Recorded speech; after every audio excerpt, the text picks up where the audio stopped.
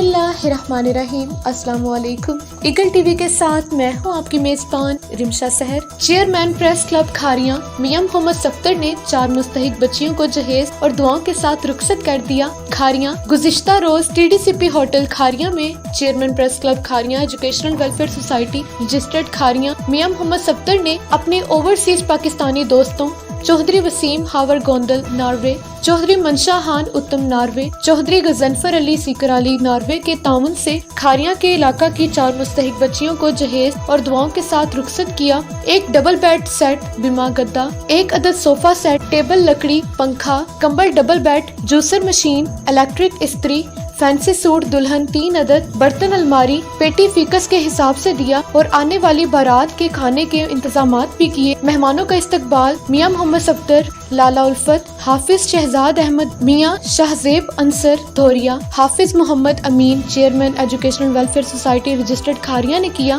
اس موقع پر صدر press club Kharian شیخ زمان احسن، ملک Zafar Iqbal Awan, Badar Marjan, Syed Tanveer Naqvi, Adil Khan M D T D C P, Hafiz Fazal امین، جبار ساگر، جاوید وڑیچ، چودھری قربان گجر کے علاوہ دیگر نے بھی شرکت کی۔